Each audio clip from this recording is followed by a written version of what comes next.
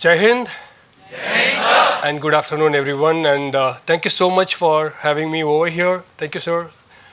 I'm sure you have been learning a lot from all the visiting guests. A little bit, I'm sure I can contribute from my end also. Apart from, as she introduced, I'm also from academics, other than my corporate responsibility. So I know the responsibility and then ask from both the sides. But I will talk more about my corporate expectation from all of you.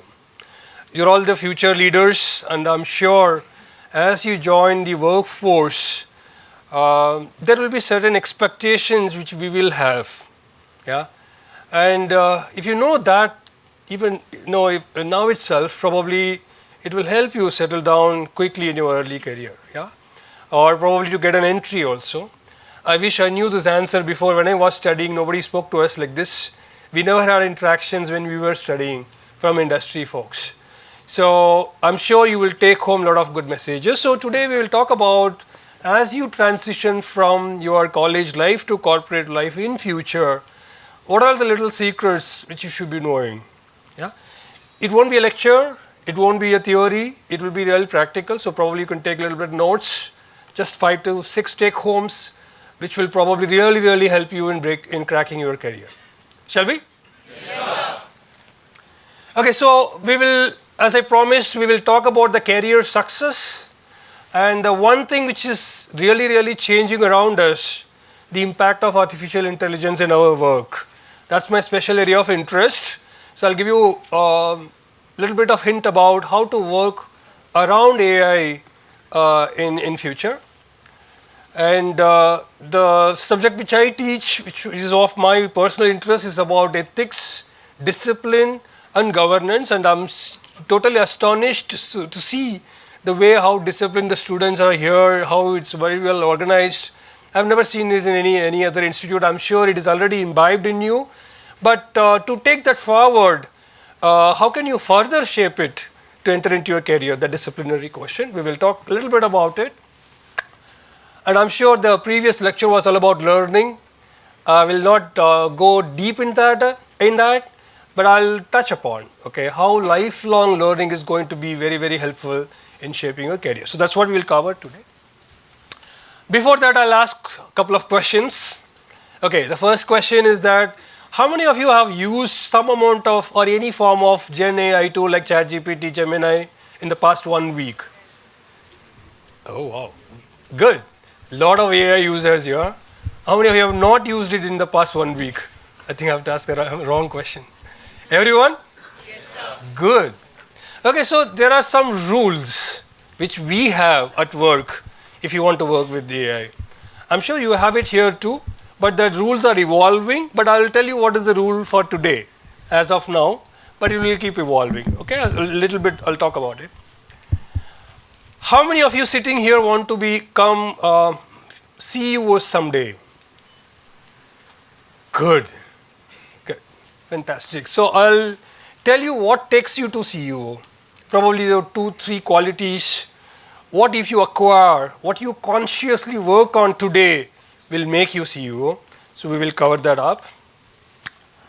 How many of you will start your own company? Entrepreneurs? Good, quite a bit.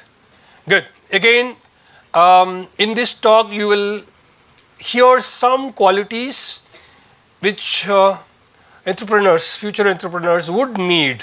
Yeah, there will be overlap between the CEO piece and the entrepreneur piece. But it's good to learn, right? So we will gain that too. So I have something for you. How many of you really think that only marks and grades are going to be determining your career success? Okay, I didn't mean that marks and grades are bad, but I'm just asking, how many of you think only that is going to determine your future career success? Nobody? Everybody is already tuned here. Okay, I don't think this lecture is needed. Okay, but I'll still tell you what as corporate folks we see in you beyond marks. Of course, when you apply, the entry point becomes your qualification, your marks and grades. Beyond a point, you will have to prove something else. Your marks won't take you longer. Yeah. So, but when you are sitting here, of course, the marks and grades are very, very important, because to enter into a job, they are important. Okay. So you need to make the transition. Last question. How many of you are confused about what is expected out of you from your future career? You have this doubt in mind whether I will be successful, what am I supposed to do, what I'm going to become, where I'm going to work, what do I do? Yeah, quite a bit. A lot of you have this question, so all these probable questions will be answered in this subsequent talk. Okay?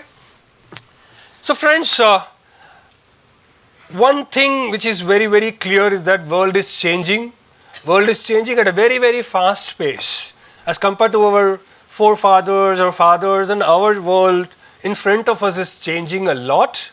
In fact, like I'll give an example. Maybe 10 years back, at my work, we have almost around 10,000 people working in my organization. Okay? So we value those people who are more knowledgeable, those people who knows everything. We used to value those people who have access to information, special people, you know. We used to value those people who are really, really experienced and old, because they have seen things, right?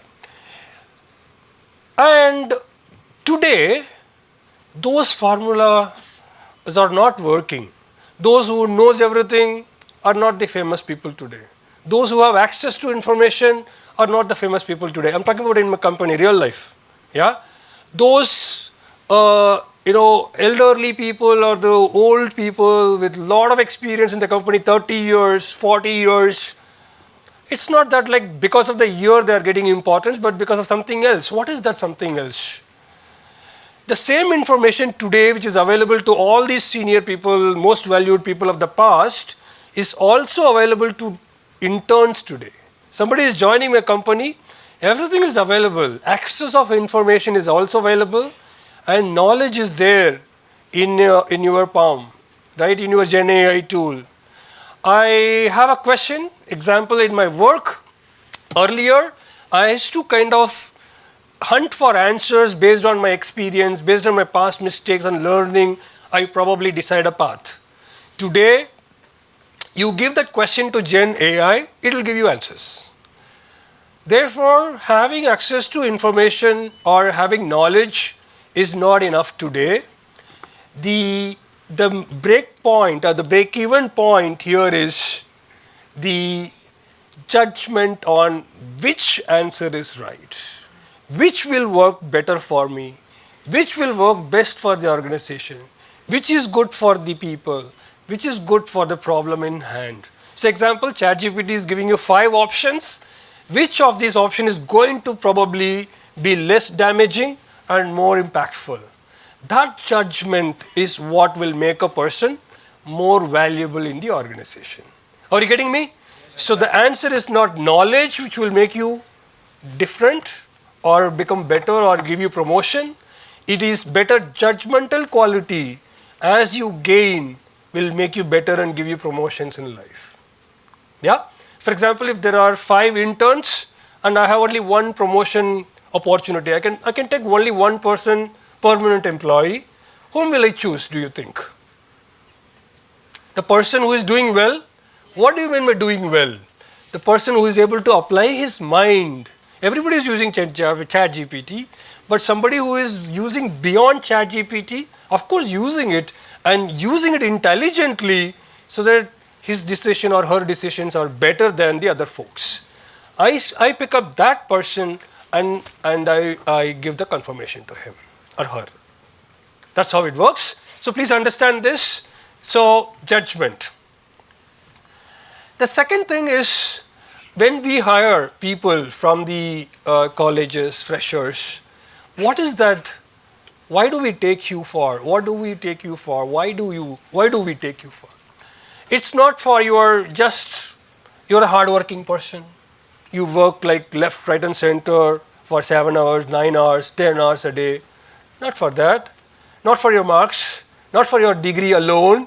But the thing is, we see these qualities in you, whether the person is able to solve problems in hand, take ownership, make decisions. For example, to cut the story short, I'll give an example. You have joined a company and it is 8 o'clock today, tomorrow morning 9 o'clock there is a presentation with the client, very important presentation. If you win that presentation, probably you will bag a big offer or a big deal, okay? So that's an important presentation. Your boss is supposed to be presenting that presentation to the client, okay? You have just noticed that there's a big flaw in that presentation. And your boss is not reachable, he is traveling by flight from one city to other city. Okay, what will you do at that time? Background is, it's a very important presentation. Presentation has got a big flaw. If I present with that flaw, probably that deal will not come through. It will fail for sure. But it is of presentation of your boss, not yours. He is going to be presenting. But you know the fact today, boss is not reachable. It's already 8 p.m. What will you do at that place? Yes? Yeah. Then, sir, I will try to fix the flaw and try to communicate to the boss. I will send the fixed PPT and will try. Fantastic. So that's a fantastic work. This is what we see in you. We want you to solve problems instantly, apply your own mind, own judgment. Don't fall prey for the rules of the game like, okay, this is boss's work, I will not do. It is 8 o'clock, it's not my work hour. I have to meet my girlfriend, boyfriend, whatever. I have to watch a movie. No, we expect you to have some amount of little bit of responsibility in a situation like this. Mind it, these kind of situations don't come every day. But these are all testing time when you are expected to act an important role. So the moment you do that, you fix the problem, send the PPT, and then send a message to your boss. Probably he or she would see that moment he or she lands it. What are you proving in this case is that you are improving your own value, your worthiness, and the boss feels good. Okay, I think I have done a good selection. He is actually doing what others are not doing. Are you getting me? Yes. So this is what is expected out of you. This is what companies value, not your marks. Your marks is gone by, your grades are gone by. Of course, your marks and grades have helped you to get that job, but to prove, to grow in that career, you have to keep giving these kind of value additions at your work. Okay, good. Now, for example, again, this is again another situation. I have a situation, I'm a boss. I have two people in front of me to choose for the job. Option A, option B. Option E is a brilliant guy, very, very smart, super intelligent, instant on his responses, but he always misses deadlines. He is not disciplined, doesn't come on time, he avoids conflicts, he creates stress, he's not a good team player. Remember, very, very intelligent person with these problems.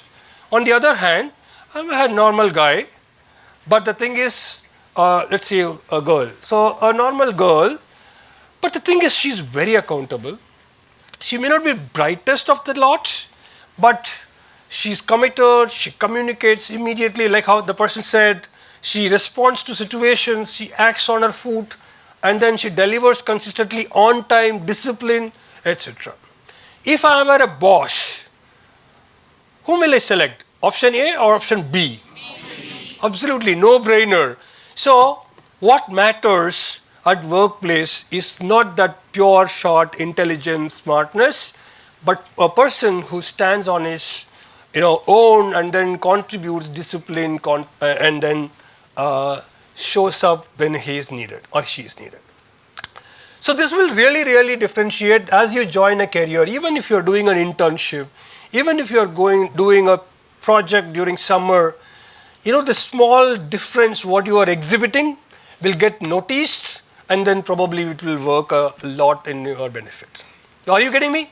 Yes, sir. Okay, so this is what as recruiters, as people at work, we see in a person not just intelligence, not just knowledge, not just marks. There are some people who do fail. For example, we were just discussing in the staff room with sir and ma'am that the churn rate, the attrition, people resign, right? So example, I have 100 people only in my marketing department as compared to other companies where we have 30% attrition. In every year, 30 people out of 100 people will resign otherwise. I have to replace these 30 people with somebody new, retrain them. It's a painful path. But in our organization, we have attrition of only 12%. So what makes the difference? How we are able to retain more people while the attrition is less? How people are able to stay long? They don't keep changing jobs. So we have decoded this actually. When we saw who resigns, those people who are not able to balance life, those people who are not able to cope up what's happening around them, those people who are a bit lazy, those people who doesn't want to put that extra learning at work, those people who are not disciplined, those people who are not having proper communication skills, those people who are not committed, or the bunch of people who usually leave. Of course, there are some people who leave for betterment. There are bright slot leave for some better assignment for a better pay. I am discounting that. I am talking only about the failures. If I decode failures, these are all the typical problems of failure. You can see the use of technology. Somebody is embracing technology, they will be successful. Somebody who is not embracing a recent technology, whether it is company given or on your own, usually fail in their earlier career. Yeah? At any stage of your career. But these are all the early codes of failures. So when you are talking about success, you should also know about the failures. These are all the typical traits of a early career failure, which if you are aware, probably you can prevent them from happening. Isn't it? Okay, so please take a screenshot or maybe take a note. This will be of really help. I don't know whether you are allowed to use mobile here. Okay, please take a note. Right. Again, I'll repeat the top 5 career killers as I have decoded from my real company data. What is the real company data? Those people who have exited, we call exits into 2 categories: regrettable, non-regrettable. Regrettable is a good guy or good girl who left beyond our control. That is regrettable. We have decoded it. I am not sharing that here. I am talking about those bunch of people who left with non-regrettable exit. Non-regrettable means like, chale gaya, okay, headache is over types. Now, when we are able to feel that headache is over, that means they have done these mistakes. Either one of these 5 mistakes based on real data. Waiting to be told every time. They will not take initiative on their own. You have to tell, they will do. Once that is over, they will sit quiet. I mean, that's not the one. We don't need such people at work, of course. Blaming others. When there is a conflict, when there's a problem, they don't own it up, but they will just keep blaming. Very, very typical trait of early career failure people. Thinking that learning ends the moment you finished your college. At workplace, no, I have learned it all. I don't need to learn anything more. I send them for training program. They don't participate. I give them a course. They don't participate. So they don't feel a need of learning that to continuously. That's a typical trait of a failure. Poor communication, of course, whether it is official, spoken, written, whatever it is, which is a very, very basic skill one should require. I'm sure at the end of this 2 years career, you will see a lot of people talking to you, communicating to you. You will have tremendous opportunity to pick up good things. As you join your career, you will be able to do well. But if you are not able to pick up communication as a skill, probably it will become a hurdle for you to become successful. Lack of discipline, which I don't think it's going to be there in this college. You're all very, very disciplined. It's going to go inside your blood. Trust me, the discipline your college history, your teaching you here, it's going to help you a long way. I have seen colleges with half-assed behavior among the students, and of course it comes in the way of their career and success. I'm sure the discipline what you all follow will be helpful, but If you're not disciplined at work, somebody's coming late, somebody's not available when needed, somebody's whatever. So all these kind of typical traits of discipline lackness will hamper your career success. You getting me? So these 5 things you remember, please never allow these 5 things to come in the way of your life. Good. So we'll make a transition from value to AI, the technology. As I told you, world is changing, AI is changing the way we think. Almost 30% of the companies today, including my own company, we use some form of enterprise AI. Enterprise AI means company given AI. Company is officially giving me an AI tool to use it. But 100% of the company's employees are using some form of Gen AI, whether it is company given or their personal tool. Are you getting me? So we call that effect as bring your own AI at work. I have a problem in hand. Company has not given me AI. I use my own AI. Okay. Eventually, whether you use your own AI or company given AI, there is a rampant use of AI at work. That's a new way. The modern way of working is working alongside AI. Now, of course, it will help us in many manner. It is changing the way we live life, changing the way we work. In fact, before AI and after AI, I'm able to save 30% of my more time. My team members are able to save all these redundant, repetitive works are all given to AI. They're able to save a lot of time. What do I do in that spare time which I save? I do some better work or I leave early. Earlier I used to work before AI till 7 o'clock in the evening. Today, I was just discussing with sir, after the AI coming in, 2 things have changed my life. I leave work by 5:30 so that I can go to my gym and work out. 2 hours I spend in gym. So the time I saved with the help of AI, I go and work out. My team member, the 2 hours they saved, they spend with their family, their girlfriend, boyfriend, whoever it is. So they are able to balance their life, right? So it will improve your productivity. So many ways. But the thing is, very important question in front of all of you today with AI in the vicinity is, can AI do this? AI do this? That's not the question actually. Should I trust the responses given by the AI, or did I verify it, or I'm just copying and pasting and believing what AI said is correct? Or am I willing to put my name on it? For example, tomorrow a problem comes, who takes up the responsibility, you or the AI tool? You can't tell your boss, this is AI's problem.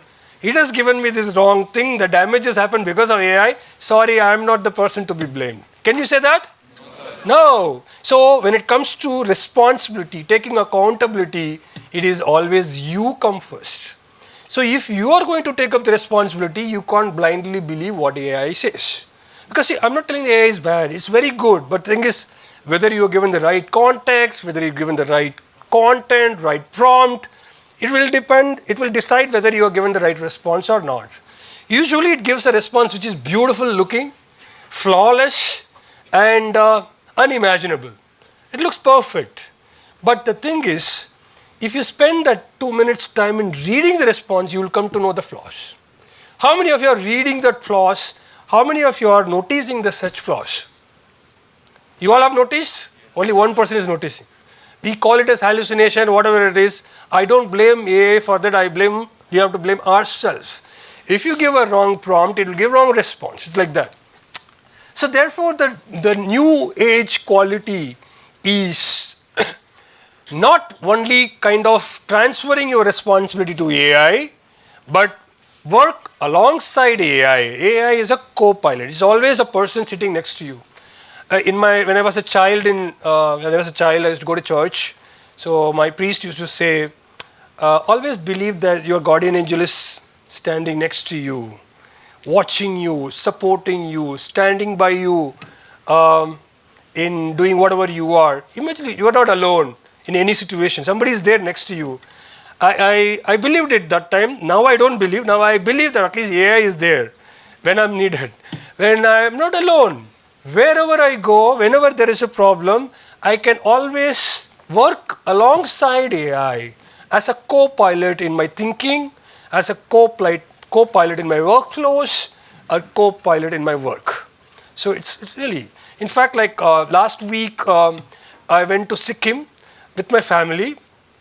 Usually, such kind of trips we plan a lot, right? When do you plan? How many months before you plan a trip? 3 months, 6 months before? We planned 10 days before. Everything was done by ChatGPT, right from which flight to take, what time, which is the best, cheapest flight to, which hotel to book. We had only a simple rule at Sikkim. We don't want to see people because we see a lot of people in Mumbai. So all 7 days, 0 people zone. So ChatGPT gave me a 5 city plan. You touch, so not city, 5 places. Stay here, go there, go there, go there. This is the distance, this is the time, this will take. Everything was done by it. We just followed it, of course verified it and followed it, and it was flawless. Trust me.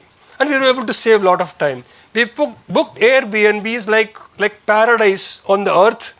They were all on the cliff top. I would have never done that on my own. I would have asked a travel agency. Travel agency booked me a 5-star hotel is of no use, which is like in a city. So something like that. So what I'm trying to say here is AI is going to change the way we do everything, whether it's personal stuff or your official stuff or your academic stuff. But the thing is, do you take responsibility, verify it? Okay, so that's a new way of working. So AI, it's got a lot of capabilities. It will improve your language, it will improve your thinking process, it will generate greater ideas, but from your side, you still need to add value. I'm going to read all those 7 points on the left hand side. On top of AI response, what are all the things you can do? You have to understand the business context and give it to the tool, right? Instead of just giving a problem, give a large prompt with the problem, then probably you'll get a better answer. Prioritize what matters, you have to give that. I have these 2-3 things in front of me. This is the more important problem for me so that Gen AI get an idea. Only you can build relationship. AI cannot do that. Your relationship quotient with your boss, with your subordinate, with your peers, with your professor, AI cannot do. You have to do that. Can I get some water? Earning trust. Just because you are using AI, it won't give you trust.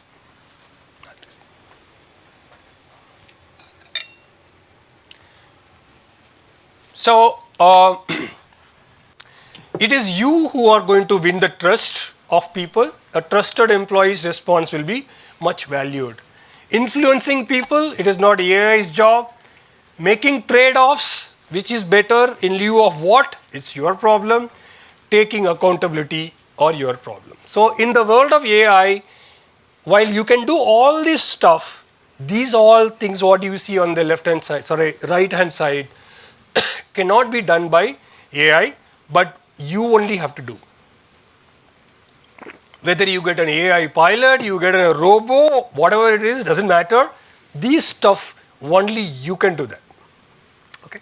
So now I'll just quickly move. This is my own publication. It talks about 3 stages of AI adoption at work. Don't worry about it. You don't need to read anything. I just want to take your notice to the 3rd stage. If you want to work with AI, the phase 3 is AI conscience. Conscience means, what is conscience? Can anybody tell? Inner feeling, inner responsibility. So this is like, I will use AI, I will use alongside, I work alongside AI, that is AI and human, but I will take the inner responsibility, the conscience, the accountability of the results. So that is our newer publication. It's getting good traction. This is what the new way of working with AI. Okay, so you work, but you take the responsibility, accountability of working alongside. Simple rule for working alongside AI. This is a 4-step process. All of us, we follow at work. We follow at USV also. We co-create means like we use Gen AI, of course, after giving a good prompt, we generate ideas. We check, we verify whether the responses are appropriate, whether sharp, they're good, bad, ugly. Then we improvise, iteration after iteration after iteration. Then we improve, then you get better response.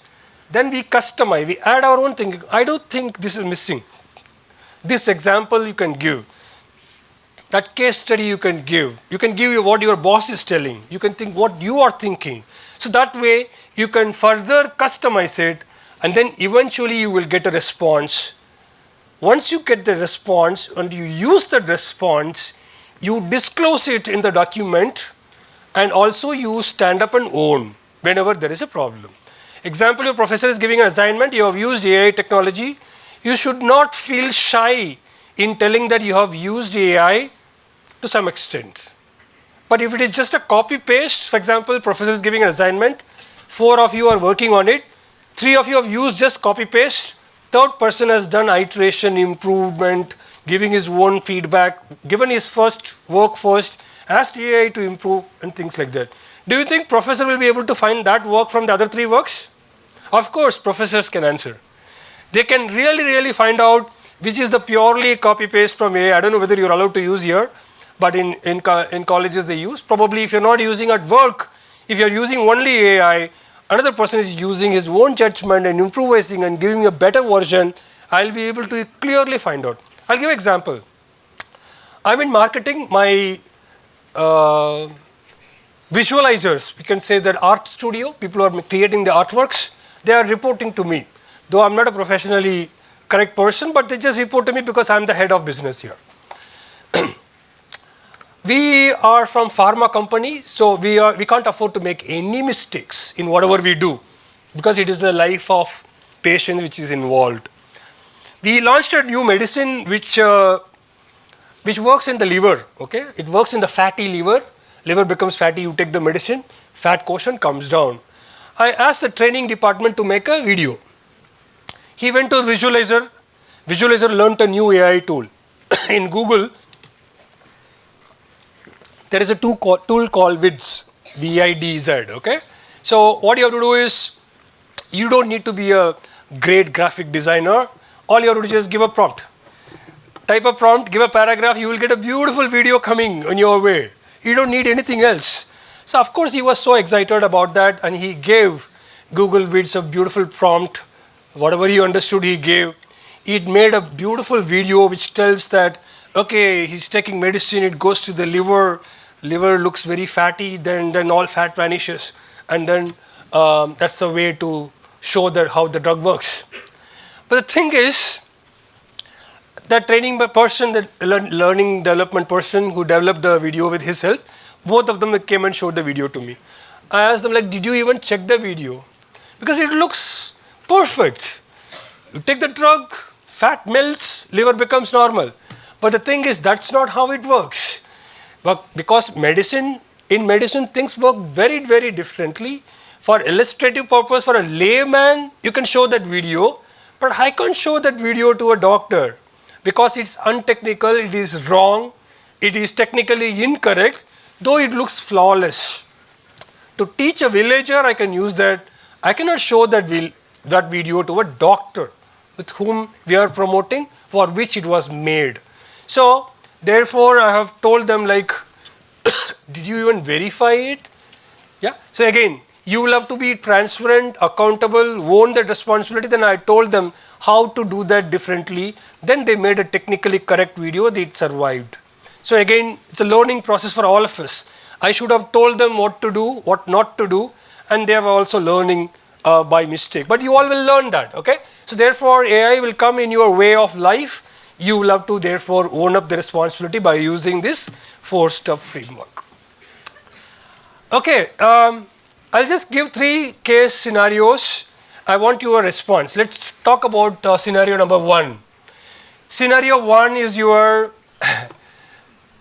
there is an assignment given to you or exam is happening and somebody is copying the assignment without putting any effort, copying, pasting and claiming as if it's his or her own work. what will you do in the situation? It is happening around you. Yes, not you, somebody else. This side, anybody? Yes. Jai Hind, sir. Myself Anjali. Sir, I would remove my name because I put my efforts in everything that I do. Or if it is submitted to the faculty, then I'll just go and tell the faculty that I'm not put the hard work, so please don't consider my name here. I would be real. Fantastic. So your team member is copied, but will you remove? So she's saying that I will remove my name because there's some amount of copy and ethical things is involved. So friends, thanks for that feedback. Fantastic. So friends, small things like this.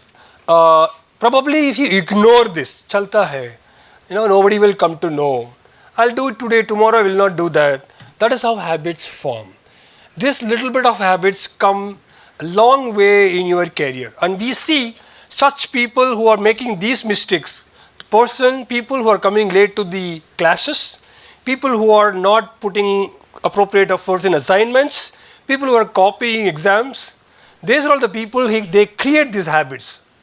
All of us do at some point of time, but we don't make it to become a habit. What happened? When they become habit, they come in the way of your life too at work. We have seen only such people make mistakes at work. They continue coming late to their work. They continue coming late to the big important presentations. They work only in the last minute. They make small mistakes, adjustments, wrong claims, big mistakes which could be avoidable. These are the same people who are doing these mistakes carry forward their habits at work too. We have seen a lot of people who are making false claims in their expenses. For example, I make a business trip, I come back and claim what I spent, right? This is what happens in a typical world. These are the people who are having this poor habit at college. They continue their habit and they continue making these small adjustment malpractices, and one fine day they lose job. We don't have tolerance for such behavior. Whenever such kind of indiscipline is found, we kind of extract them. But the thing is, it's important that we don't fall to such kind of habits in the early part of our life. Second thing, this is a situation, let me explain this. Your manager is asking to hide some bad news. It may protect the target for the month. For example, you miss the target by say 2%, but your manager is telling adjust the 2% so that it looks like 100. Okay? Will you do that? Okay, so today you will do, tomorrow if you are caught, both you and your manager will lose job, your reputation is gone. Your reputation is one thing which is built over a period of time at work. Yeah? And it is very difficult to build a reputation over a period of time. It takes a lot of time, but it's very easy to lose that reputation in one day. One instance like this will spoil your entire reputation and you lose your job in one day. Are you getting me? So therefore, don't fall for shortcuts. It might help you for that month, but the reputation at stake is very costly. Yeah. The third one, this we already discussed. AI produced a beautiful looking report and you submit without checking. And of course, clearly the data is wrong, but it looks perfect. Who is responsible, AI or you? So this realization is what I want you to take home today. This is very, very important. And as I've told you, these kind of small compromises, what you saw in the previous slide, if you probably do at home, what are the compromises you do in college? Can anybody tell me? Not yours, somebody else's. You can admit it here. What kind of little shortcuts do you take in college life, other than coming late and copying? I'm sure none of you do that, right? Anything? Bunking classes? No? You're not allowed to do that here. Fantastic. It's a very disciplined school. Very good. So I'm sure such kind of things won't happen. So remember, how do you know whether that thing is good or bad? a very small thin line, chalta hai? No. I think it is right. So the thing is, these are all the typical traits. Only this time I will do. That's a problem, gadbad there, right? Everyone does it, so I'm doing it. That's a gadbad wala thing.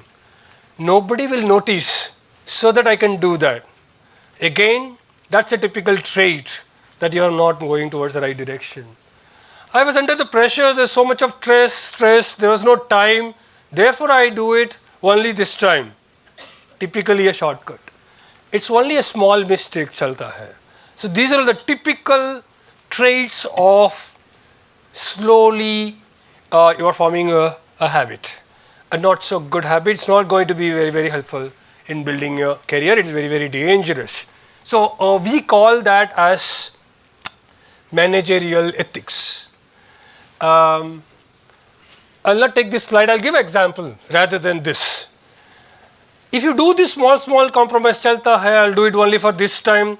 If you are coming with this kind of a background, tomorrow at work you will have a situation like this. I'll give a situation.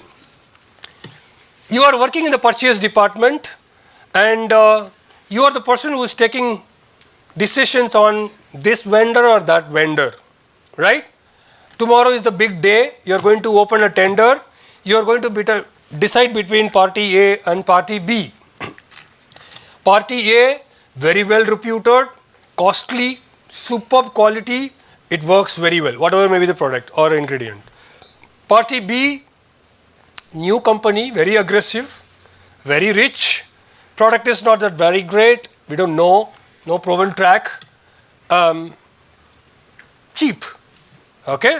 Anyways, this is the background. The previous night, the party B, the not so good quality product person is coming and giving you a family trip to Switzerland. Sir, you are the great person in this company. I really like the way you work. You are big, you are this thing, that thing. But I have this small little gift for you because I admire you. Okay? This is only for you because I like you, I admire you. And he is giving. What is the indirect message? Tomorrow, it's nothing but a bribe, right? It is nothing a bribe in a nice package so that tomorrow the tender is opened and the decision is given to you. Remember, already tender is having advantage of price benefit. On top of that, he is adding that Switzerland offer to you. But what decision you will take, it's a secondary question. Person who is having compromises in his life will always fall for that compromise at work also. But in an early part of your career in college, in our early career stage, if you don't fall for such small little habitual mistakes, you will surely throw that person out of your home. Yeah? So again, those habits, those early habits will decide what you are going to do tomorrow at work. Yeah? Whether you are going to accept that bribe, nobody comes to know. Only this time I will take. I'm under pressure of price. I have to give profitability to the company. Same answers for justifying your accepting the bribe. But the thing is, your morale, your discipline, your responsibility, your accountability should come in your way and prevent you from doing that. Are you getting me? Yes. Today you get it, your reputation of your company, yourself, everything at stake. If you're caught, you lose your job, you will not get job anywhere, your company is badly reputed in that manner. Okay, so therefore we teach that as managerial ethics. I'm not here to teach that, but I'm trying to tell you those ethics, what we are expecting at work starts from here, where you are sitting. Yeah? So all of you just close your eyes, just remember one thing which you think you did as a shortcut, which you yourself are not proud of it, your family will not be proud of it, or your faculty is not proud of it. Close your eyes and just think that one mistake which you did recently. आँखों बंद करो. कुछ तो आया है? I'm sure. Don't tell me no. All of us must have done something. Okay, open your eyes. Okay, so don't ever that happen again. It will become a habit once again. Yeah. When next time such circumstances come, you try to not to do that. I'm sure you will be tempted to do that. The rewards are very good. You save time. But the thing is, tomorrow you will fall prey for that habit and it will become a bad manager with poor ethics. We don't spare such people at work. We just fire them in no time. Somebody is unethical, somebody is not following rules and principles at work, not having values and disobedient, we surely check them off work. So you have no future at our workplace. Therefore, don't fall for that small little habits coming in the way of your career in future. I'll skip this and then last few slides. There is something I'm sure the previous lecturer also spoke. What did he speak? The previous speaker? He spoke about learning, right? Yes. Can anybody tell me one take-home point from that lecture? Taking notes. Okay, somebody from that side, last row. Any one take-home which you will, yeah. Only one take-home from that previous lecture about learning? Jain sir, this is Chirish Priya. According to me, the one takeaway I will say is always be open to new knowledge. Absolutely, fantastic. This side one, not the first bench, last bench. Okay, anybody? Okay, so give it to him, please.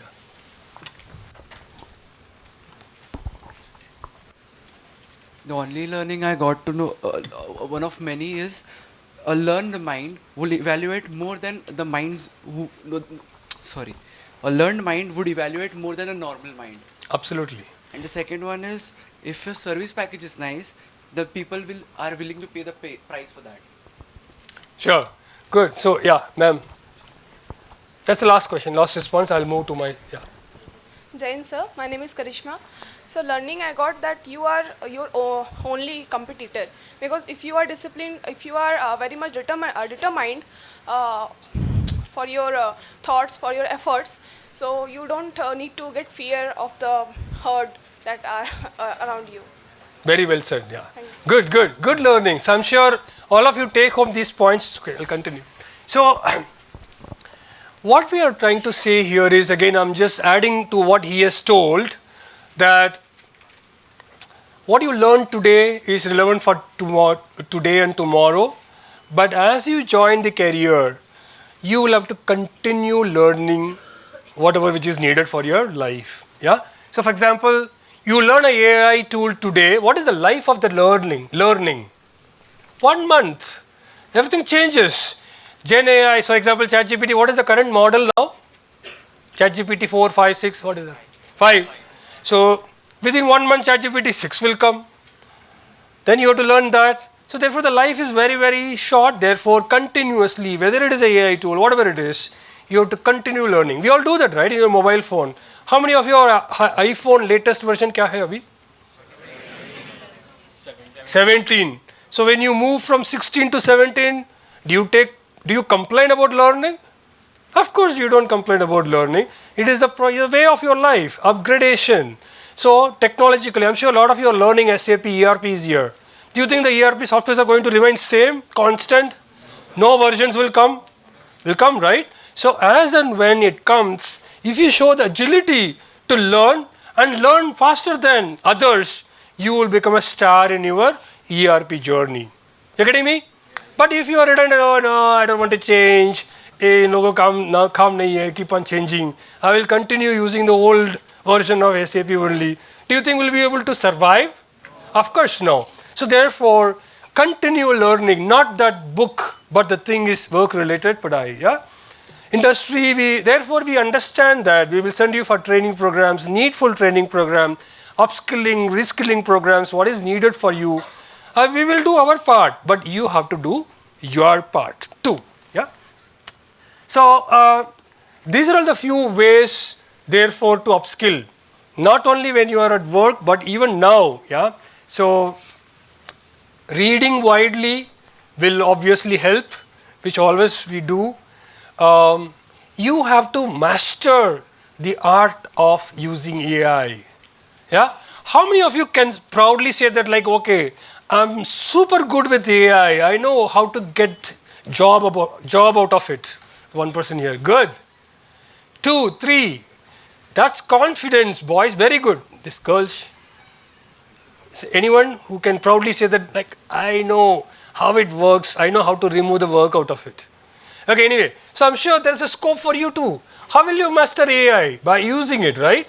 By doing mistakes, by improvising, by iterating, not that only talking to it, talk to your boys and friends also. But of course, this is one way where you can upskill yourself. At our work, we clearly have identified AI masters. For example, there are almost 17 people report to me. When HR comes and asks me, okay, we are having a series wherein we are going to use best use cases of AI, whom will you nominate out of your 17 direct reportees? I have that one person coming in always in my mind. He is the master of AI. I will go to him and ask him for AI use cases. He can in turn come and teach the whole company about the use cases what he is using. So he is always having an edge over others when you have this technique. Of course, online courses and you have a mentors. Some of you sent me LinkedIn invite last night, today morning also. Really appreciate. Some of them are personally interacting. Probably I'm not promising to be your mentor, but the thing is, why not? Tomorrow you have a decision making in hand. Say example, I have 2 offers, and you have asked your faculty, but still you're not sure. You asked your parents, you asked your friends, till you are unsure which offer to take. You can always ask me, probably from industry. I will probably give another angle to it. So probably mentors will always help you in taking career decision, this or that. What do I do to take you there, etc. And of course, learn new domain. How many of you are doing ERP studies here? Everyone. What is the adjoining domain of ERP studies? Yeah. Anything else? Cloud computing?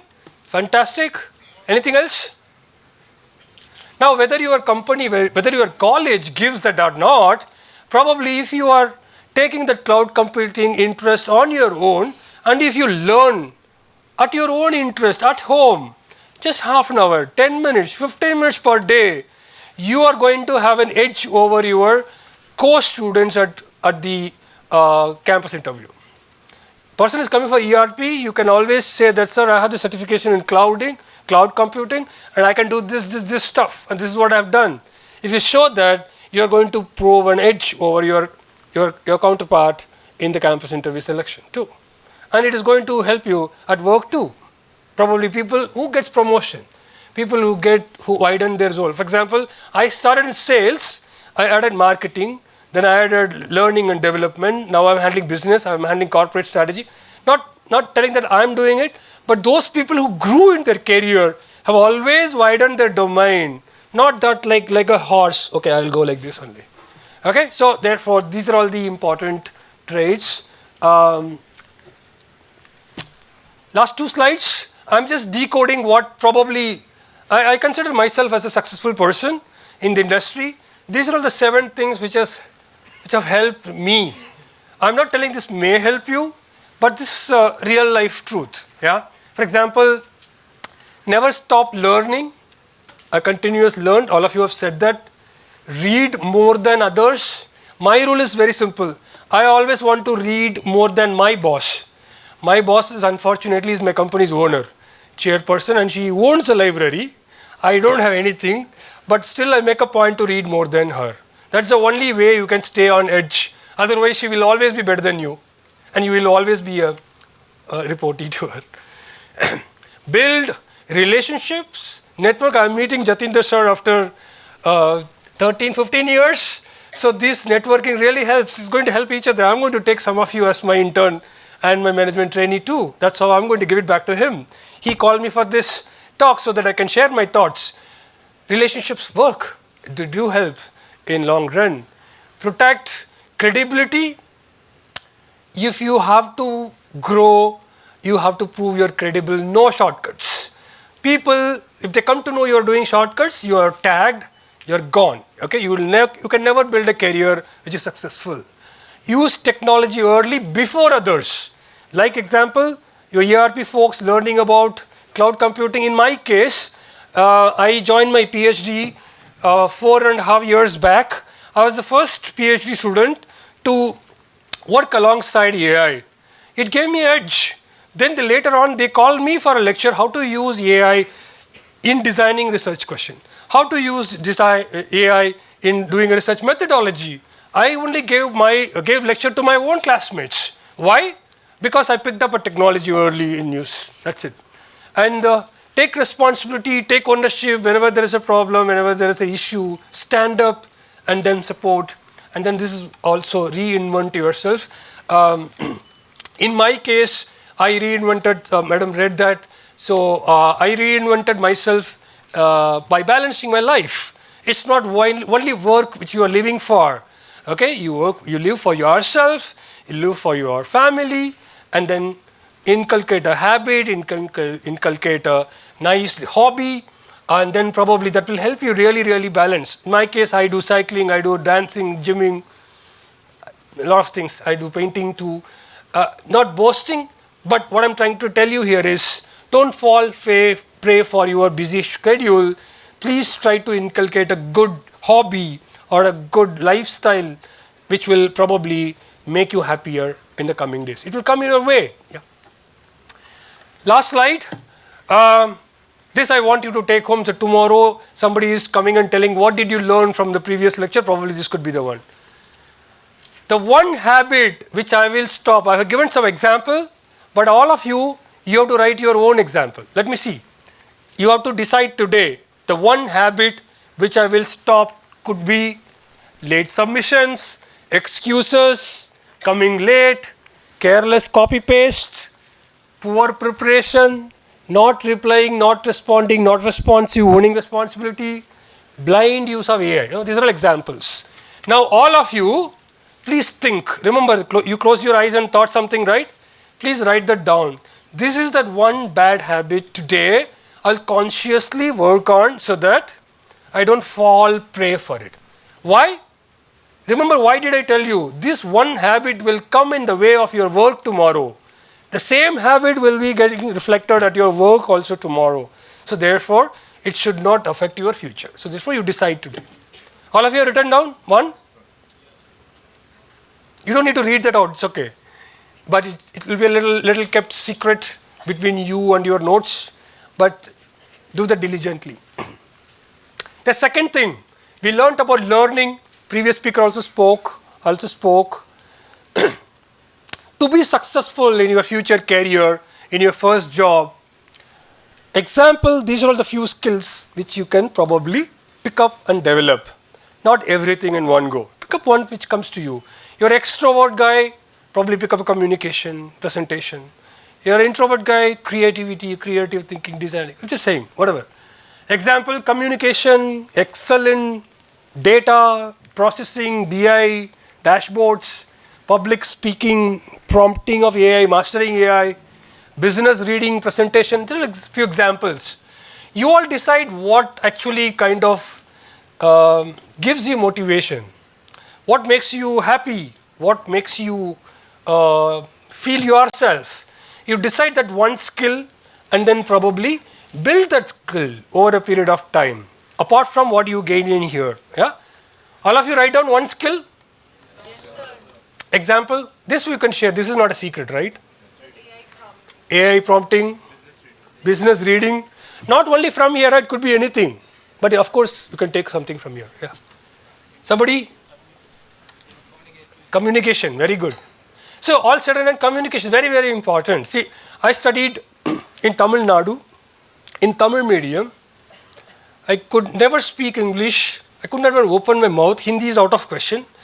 But the thing is, I moved to Mumbai, spoke fluent Hindi, then probably picked up very good English. Today, whatever, I'm not that very good in English, but I'm good. I'm comparatively better than others. The thing is, this will really help you in long way. All said and done, English is very important. It's not our mother tongue, it's not our native language, but still, this is going to really help you in long way in your career. So if you have not written down communication skill, please force include apart from whatever you have written.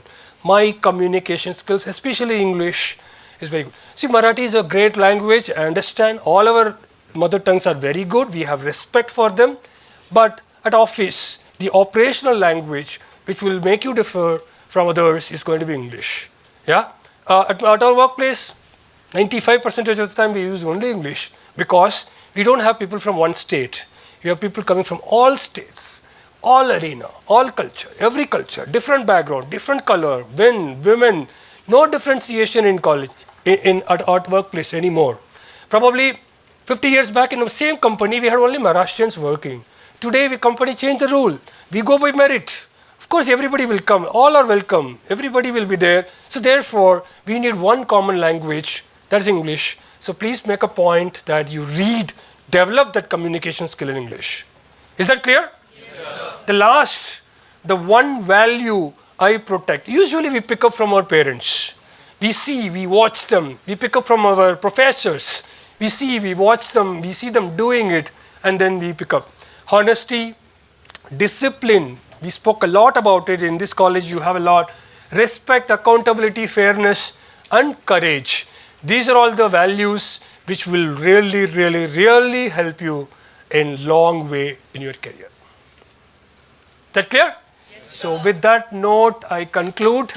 I am available for discussion. This is my, you can pick me up, you can connect with me in LinkedIn. This is my name. Whenever you have any important question, career decisions, you can always reach out to me. Don't say good morning, good night and all.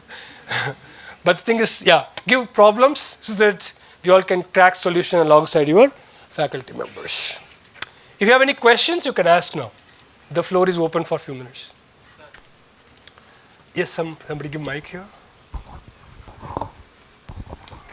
Jain sir, my name is Geet Saraf. Sir, my question is regarding sales and marketing. How do you balance a short-term sales target with long-term brand building? Because short-term sales target basically focuses on a lot of advertisement and revenue growth mindset, whereas long-term brand building focuses on customer loyalty and quality products. So, yeah, very good question. Gone are those days where we used to not to do one but do one. But today, if you have to survive, you have to do both. There is always a quick hit and short term in your strategies. There is always a middle term. There is always a long term. So long-term strategy is your make quality products, keep your pipeline well, offer the best to your clients, understand their needs and tweak your products. It will take a lot of time. That is long term. Medium term will have its focus, that where to play is very well carefully decided, and then how to win for today is also defined. So our strategy always comprises of these three elements. So therefore, if you do all these three with these clear-cut goals, you will not probably go below your competition. You can always be competitive. thank you, sir. Yes. Jain sir, my name is Kirtan Singh. Sir, does being sensible sometimes is better than being ethical? As you gave like manager example. After all, he is my manager. So there must be some consequences of being ethical too. Good question. I really like you for asking this. Only one question you will have to ask yourself. Sit down. You will have to ask yourself only one question when you are in ambiguous mood of whether it is, okay, I'm being street smart, sensible to take this quick decision, which is going to salvage the situation in hand, but though it is not very ethical, but do I take another longer route, which is a tougher route, costlier route, which is really, really ethical? Ask yourself this question when you are about to take the decision. Is my reputation at stake? Is my consumer's reputation at stake? At work, you will ask this. Is my family's reputation at stake? Okay, in your language, if I tell, tomorrow if this matter comes in social media, will I be really proud of? That's the question you have to ask in your language. Yeah, it will give you answer. Tomorrow, if it is not so disclosable information, you would not want that to come in the social media, right? So therefore, you will not take the decision. So that's how it is. Yeah. So therefore, eventually in such situations, you will take a decision which is ethical, and costlier and long running and long living. Yes.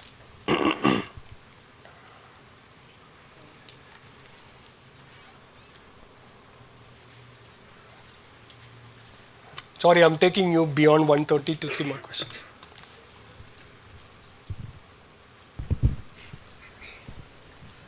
Hello. Jai Hind sir, my name is Harshil Paliwal. I have a question. What is your advice to us on how to maintaining the dead drive for continuous learning and intellectual curiosity over a long demanding corporate career?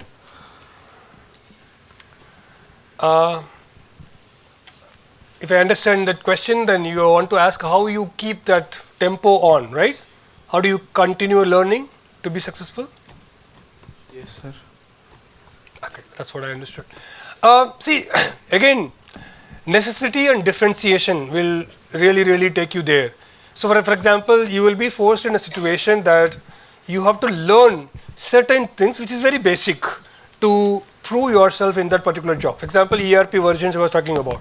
This is a must to do things. But the thing is, you are learning a cloud is basically going to enhance your path to your promotion. So therefore, your career goal, your own what you can say, your own aspirations will give you direction.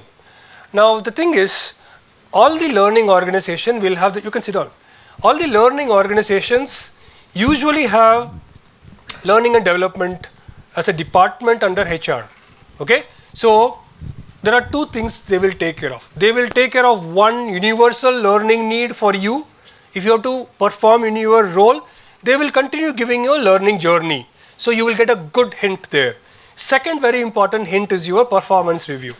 Every year, at the end of the financial year, there will be a performance review happening about how you have performed in the previous year. It will end up with an assessment. Assessment means what are your qualities, what are your behavior, what are your competencies, where do you stand in the competencies versus what is expected out of you. So it will tell you where is your problem. Yeah, this person having problem in communication. This person is having problem in data analytics. This person has having problem in learning agility, whatever it is, something like that. So depending upon your job's role, now your assessment will give you an automated answer. Like these are all the 1-2 development areas for each individual. So you and your supervisor along with L&D, we will decide you what is going to be your individual learning path. Remember, HR has given you one common learning path for all the employees at the office. But individually, depending on where do you stand, we will give you separate learning path and probably avenues. For example, in my department, my 17 direct reportees plus around 30 indirect reportees, I have 2 lakh budget annually for their learning needs. We send them for management development program to IIMs and colleges like you. We send them to, we ask them to take up courses and we sponsor that courses. And for the next level people, I have a budget of 1 lakh rupees. So I send them to conferences and I send them to small 3-day management programs so that they can learn and come back. And once they come back, we also monitor and handhold them to apply that at work. So at corporates, we take care of it, but all said and done, there has to be a personal learning quotient at your level too. Sorry, that was a long answer. I hope I have answered you. Okay. Yes, ma'am. One last question only because it's already getting time. We can take two questions. Sure. I'm also available. I'm not going to run for lunch. I will be here. Whomever is having question, you can always stay back and ask me. Yes. Jai Hind sir, my name is Ashika. As you have mentioned, like pressure reveals the character. So how do you handle pressure in your workplace? Very good question. There are different characters in life. There are some people who always live with pressure because till the last minute they will not do any work. Tomorrow is the deadline and they will just keep cool. Yeah. And they will work in the night only. Some of you do that for exams, right? Yes, you will not touch and just before the night, full night you will study and give the exam. How many of you do that? This is the habit you fall for. You are the people, you are all the same people who come with the same habit at work, and you keep passing the deadline and work in the last minute. If you work in the last minute, what will happen to the quality? Quality will always be poor. It will look nice, but if you go deep, you will come to know what are all the problems you have. Your boss will be easily able to find that out. So basically postponing work, doing things in last minute will put you in pressure. And if you're not updating yourself, if you're not learning enough, then probably you become incompetent versus the competency you need. Then you probably are under pressure. You won't be able to deliver and things like that. So therefore, proper planning, prioritizing work, continuous learning will put you into situations of less pressures, so that you can always be cool, on the go, deliver on time, and then nothing comes in your way. Okay, thank you so much, sir. Jai Hind. Yes. Whom over? She has the mic. She has to decide. Jain sir. Sir, here at last. How a girl is talking like a boy kind of thing. Okay. Jain sir, myself Srivastav. So you taught us about being ethical, so thank you for that. But my question is, sometimes while working, we find that our seniors sometimes ask us to practice some unethical things. So how should we react to that or handle that situations? Excellent question once again. This is the first indicator that you are not in the right company. Okay? Of course. So if you prey for such shortcuts and your boss is supporting that, most of the time they are the culprits. Okay. So you will have to probably you do whatever he says, don't be bad at him, but leave that company as early as possible. Okay, so we say culture, ethics is in the blood of the company. Okay, it cannot just come and go, right? So for example, in my company, as we joined, they give me 3 days training on ethics. Okay, this is a kind of a expectation or ask by the thing. These at any point of time, you cannot derail, come what may go. So that's a kind of a culture my company follows, and therefore nobody does that, and people fear such wrongdoing. If I do that, I'll lose my job, my reputation, all these things, those questions will come. Those companies who doesn't care about their reputation, they don't care about their values, they will fall prey to this. So therefore, you will have to take a decision. How will you come to know whether the company is ethically good or not? I'll teach you separately, but simple way is that all you have to you've got 2 offers. Example, you've got Pepsi, you got Coke. There is a report called ESG. Okay? ESG report available for each company. Just go to Google, download both companies' ESG report, upload it in your Gen AI, and tell them, I got offer from both the companies. Tell me which company is ethically good working culture, promising place, and then I can grow with safely. So just ask this simple prompt. It will give you answer. Go by that. Because the documentation comes from a huge proof that companies are operating in an ethical manner. Okay, I still do that. I still teach that. We take the decision in deciding vendors. We take the decision in deciding the company to join for. All the way it works. So therefore, simple answer: do that for your job, for your boss that time, but don't continue with that company. Please change. Yes, one more question, madam. Jain sir, my name is Karishma. Sir, as you said that there is no replacement of hard work, like don't go for shortcuts. But these days, people are going for smarter shortcuts, like smart way of doing things. So what's your take on this? I never said that you have to do hard work. The companies today, they don't value people who are doing hard work. Somebody is coming 9 in the morning, will work till 9 in the night. We have least respect for them today. Gone are those days, no hard work only. You have to apply your mind, be intelligent, be smart, use technology, finish your work, be efficient. It's all about efficient working today. Finish your work and go home. It's as simple as this. So only hard work is very old style now, sorry. Jain sir, my name is Sangeeta Kumari. So first of all, thank you for the wonderful session. I just want to ask you, sir, is there any failure or setback play a major role for building a leadership role for you? Yeah, very good question. Absolutely. All of us face failure and setbacks and disappointments. And when you are at your career, we take this as a learning. So there is always a great learning from each failure, and then provided you don't repeat that failure. So I'm not telling for the purpose of Gyan, but the thing is, this is what we all did. So in business, so for example, in your examination, you have a MCQ pattern. Question is there, A, B, C, D. Only one answer is correct. 4 are clear, short, wrong answer. That is how we are all brought up in our school colleges. MCQ, one answer, 3 wrong answers. But at work, you don't have such, very good simulated, beautiful situation. Only one answer will be perfect, rest all will be incorrect. Nahi hota hai. You have a situation, I have 10 different ways I can solve the problem. Each of them will have its own merit and demerit.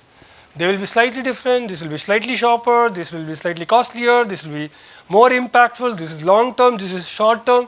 So as a manager, you will have to take one of the decisions out of these 10. Nothing is right, nothing is wrong. For example, if the same 10 options are given to your boss, he will surely choose something else than what you choose. So you will learn in your career, you will make small, probably you will take a less better response, you will do a little mistake, but probably when you take the decision next time, you will be better. You will become closer to your boss. That's why bosses are always better. You consult. So whenever you are in a situation of taking decision between options, you take your peer's help, you take your supervisor help, the chances that you fail will be less. So that's how we manage. Thank you, sir.